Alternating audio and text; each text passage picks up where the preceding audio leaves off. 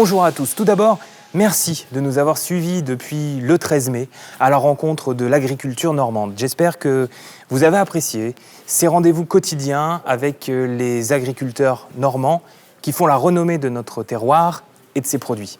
Aujourd'hui, pour finir, nous sommes partis à la rencontre de David Gallienne, chef cuisinier français, une étoile Michelin pour son restaurant Le Jardin des Plumes à Giverny et gagnant de l'émission Top Chef en 2020.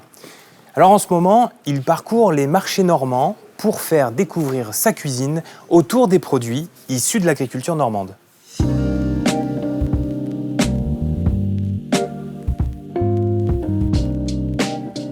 Bonjour à tous, c'est David Gallienne, vainqueur de Top Chef 2020 et chef étoilé au Jardin des Plumes à Giverny. Alors aujourd'hui, on est venu avec Picorette, notre food truck, une façon pour moi de démocratiser la cuisine étoilée, la rendre accessible à tous. Et Picorette a été une des solutions pour pouvoir trouver une activité pour sauver les 25 salariés que j'emploie au Jardin des Plumes. Je m'amuse vraiment avec les produits de notre terroir, le terroir normand, et je source l'inspiration sur mes voyages. En l'occurrence, là, on est itinérant sur 25 marchés en Normandie sur tout le mois de mai, et le menu est 100% engagé et 100% normand. De l'apéritif au dessert, croquis d'escargot au camembert, andouille de vire, langoustine, foie gras au pommeau. Alors les producteurs sont situés 120 km autour du restaurant. Un producteur, par exemple, c'est Michel Galmel de la ferme des Ruelles, puisque le jus crémé au cidre qui accompagne la volaille. On a vraiment toute l'essence de la Normandie à travers ce produit et il est vraiment au cœur de l'assiette. Manger local, manger sain, manger en circuit court. On a la chance en Normandie d'avoir un terroir d'expression qui nous permet multitude. On a la mer, on a la terre, on a vraiment...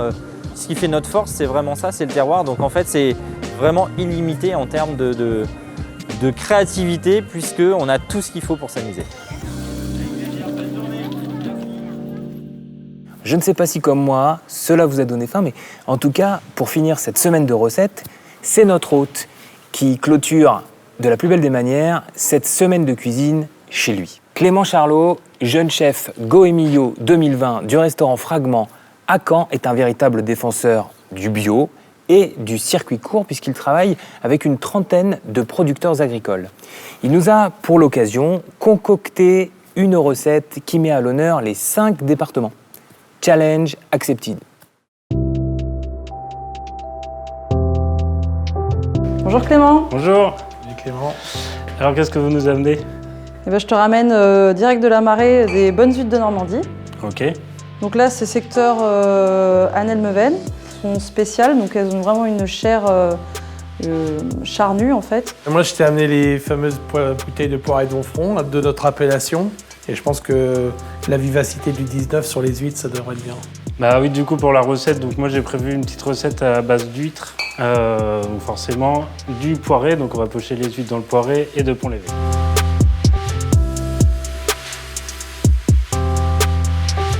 La recette, il y a plusieurs produits issus de tous les départements de Normandie. Donc les huîtres du Calvados, les pommes de Seine-Maritime, le vinaigre de cidre de la Manche, le poiré de l'Orne, le beurre de l'Eure et le pont-l'évêque. On a pris des légumes verts parce que c'est la pleine saison des légumes verts avec du vinaigre de cidre et cuit au beurre.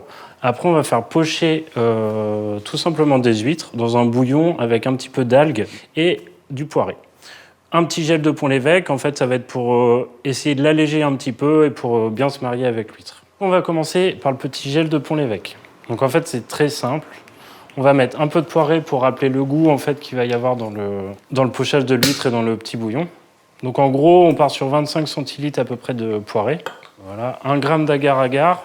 Donc en fait, l'agar-agar, c'est ce qui va permettre de faire le gel. Donc départ à froid, très important. Après, donc, on va faire un quart de pont-l'évêque. Et après, l'idée, on va le faire bouillir 2 minutes, même pas, et juste mixer, et c'est prêt. Et entre deux, du coup, on va commencer à préparer les petits légumes, le chou. Donc voilà, après, l'idée, c'est de travailler des légumes verts, donc c'est vraiment ce qu'il y a en ce moment. Des petites feuilles de blette, un petit peu d'ail, des petits oignons, un petit peu d'oseille, et de la mélisse, qui va même accentuer un petit peu le côté citronné. Après, la pomme, coupée en petits carrés. En petits carrés avec la aussi. peau, ouais. Donc ça, on va vraiment le rajouter au dernier moment pour garder un peu de fruits, un peu de fraîcheur. Donc pour le bouillon de poirée, très simple, simplement du poiré. On peut prendre des algues fraîches ou des algues séchées qui vont amener un peu plus de goût et de puissance. Après, on n'hésite pas à mettre en fait toutes les petites épluchures de nos légumes parce qu'en fait, ça a beaucoup de goût. Généralement, on les jette, mais vraiment l'idée, c'est de les récupérer. Et on va faire bouillir tout simplement 1 à 2 minutes en fait pour que ça prenne le goût. Voilà. Est-ce que tu peux nous montrer comment on ouvre bien correctement les huîtres? Donc déjà, c'est très important de bien se protéger avant d'ouvrir les huîtres. On la prend bien en face de nous, le crochet vers le bas, et le muscle est toujours en haut à droite, en mettant le pouce le plus près possible du bout de la lame. Et là, on va chercher à juste enfoncer un petit peu la lame du couteau, et ensuite pouvoir faire le geste de couper le muscle, donc aller vers le bas. Et après, il suffit juste hop, de tirer. Pour pouvoir décrocher le muscle, il faut juste sectionner bien à ras, chercher à bien racler en fait le muscle, le long de la coquille. Hop, voilà. Donc ce qui est important aussi, c'est qu'il faut toujours vider la première eau de l'huître avant de la manger.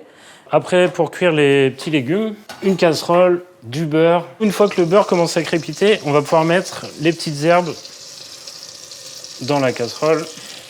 Donc là, on va les fatiguer, c'est-à-dire qu'on va les faire revenir un petit peu. L'idée, c'est qu'elles soient tièdes, mais pas cuites. Un petit peu de sel. Donc on peut rajouter au fur et à mesure les herbes. Du coup, ça permet d'en avoir d'un peu plus cuites et d'un petit peu plus croquantes. Un petit peu de vinaigre de cidre. Après, on rajoute les quelques pommes. Il ne faut pas les cuire, c'est vraiment pour les réchauffer. Hop, et votre préparation est prête. Là, le pont-l'évêque, il est bien fondu. Et après, on va simplement le mixer.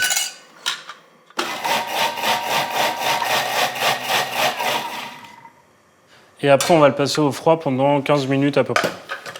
On va le remixer pour essayer d'avoir une consistance vraiment de gel. Là, on va le mettre dans une petite pipette. Alors ça, c'est vraiment pour dresser un peu plus correctement. Là, l'idée, c'est vraiment de filtrer. Donc soit on peut utiliser une passoire, ou soit on y va doucement. Le bouillon. Et maintenant, pochage de l'huître. Donc, il ne faut vraiment pas dépasser 1 minute d'un côté.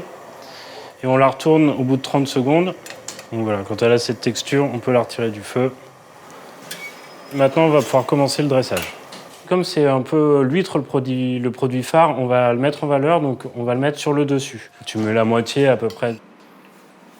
Après, on va pouvoir mettre donc l'huître. Après, on va mettre le petit gel. Gel au pont-l'évêque. Exactement. Des petites fleurs de bourrache. Et c'est parti. Plus qu'à déguster maintenant. Super.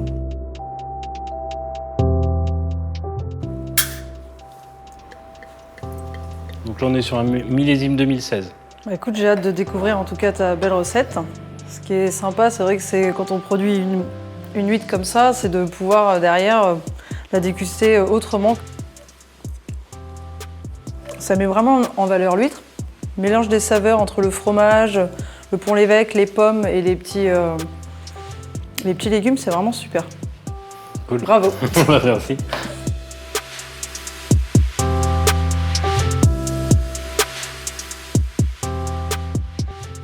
Quant à moi, ce fut un plaisir de vous avoir accueilli ici, au Moho, durant cette semaine, d'où nous sommes partis à la rencontre de notre magnifique région et à la découverte de l'agriculture normande. Je vous donne rendez-vous l'an prochain pour le Salon international de l'agriculture et partout en Normandie, à la rencontre des agriculteurs et de leurs produits.